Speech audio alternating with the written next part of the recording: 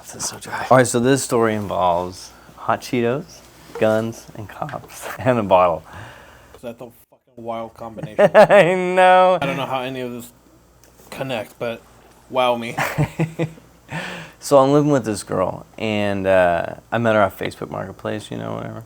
And I think she's a friend of a friend. Like, we had a mutual friend, and she's like, hey, I'm looking for a roommate. And I was like, okay, cool, how much? And it was like $550. So I was like, yo, that's cheap. Like, I'm all in. She did have a kid, though.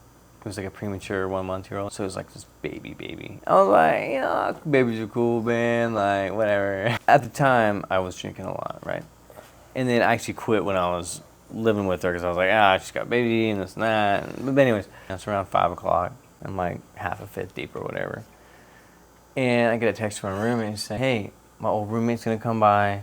She's going to collect her stuff. But before she does get her stuff, she owes me like $200. So she has to pay me that before she gets her stuff out.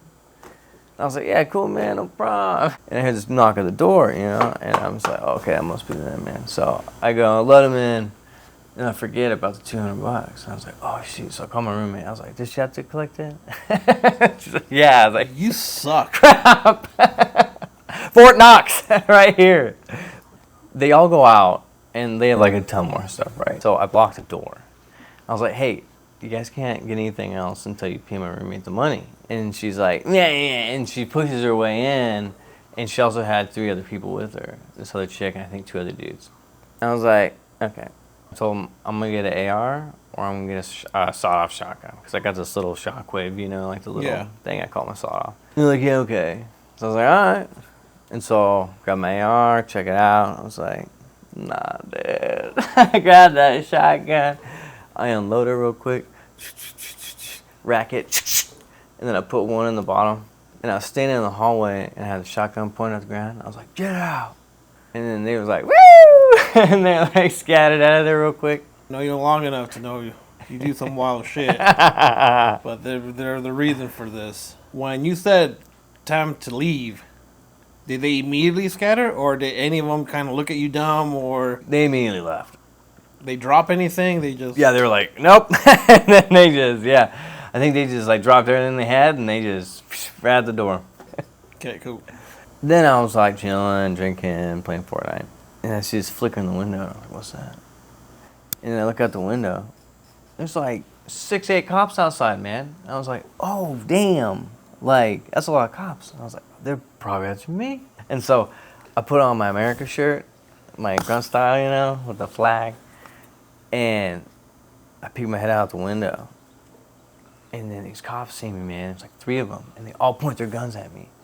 I was like, oh, shoot, man. I was like, yo, what's up? I'm friendly. Like, don't shoot me. And I'm like, Do you genuinely say that, or? yeah, yeah, dude. I was like, I'm friendly, dude.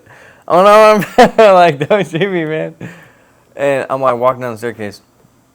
And they handcuff me, and they're being all chill, man. They're like super gentle. And then I go in the cop car.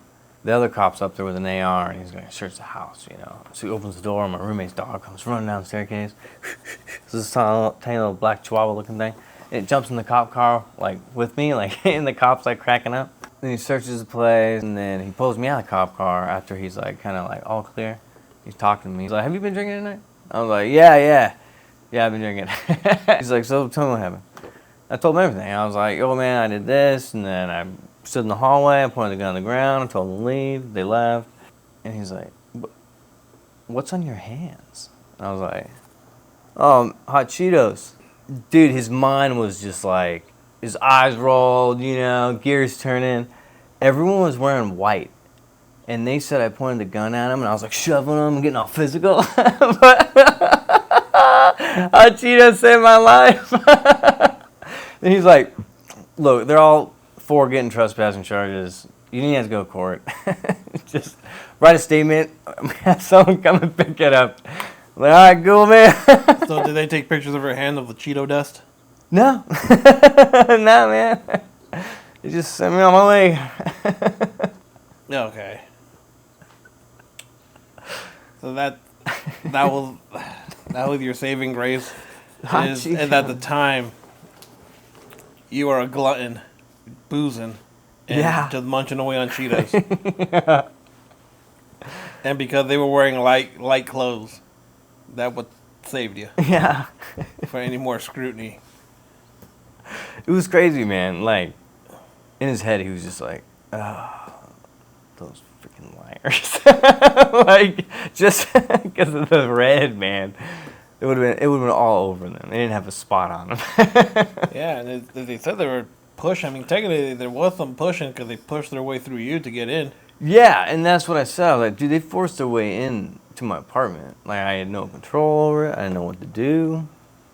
I was like, so for the scare tactic, I unloaded the shotgun, I racked it, put one in just for safety, and then, and that was after the law was passed that you're supposed to have your guns in a safe. Whatever, dude. I said I'm laying on my bed. I had no, frame. I was just on the floor. I just moved in. So my room was the house was bad. I'm not gonna lie. Did she ever get her money?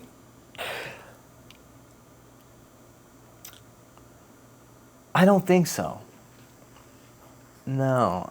She keep her ex's roommate stuff? I think she did. Yeah, she kept the rest of what she had because she had it up there. I think she sold it. Nice. So she did get her money back in a way. Yeah. Yeah, she's a cool chick, man. I mean, she's super patient, and she was totally there for me when I quit alcohol.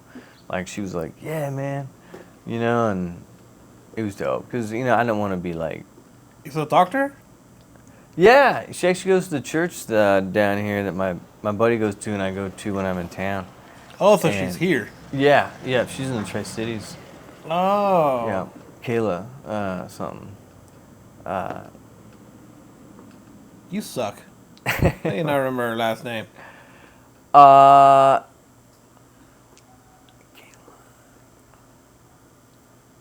think it started with a B. You're the worst. I'm so bad with names, man. I'll go to ask out a girl, and I'm just like, just totally forget her name. You're the worst. Then when I'm on a date, I'm trying to get her to say it. I've been on a date for a very long time.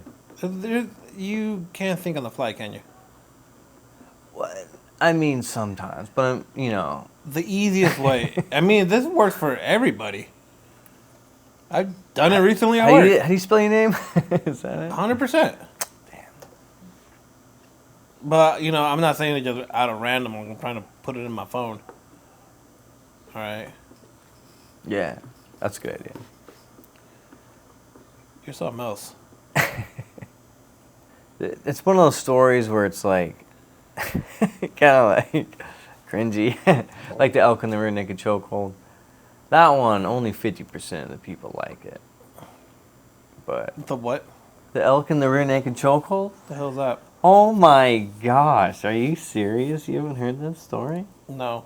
Oh my gosh, I actually read it in my book, and it's way more vivid. But this is when I was drunk, okay? I mean, you should write some of these stories when you were drunk. Yeah. Do you think I should share it?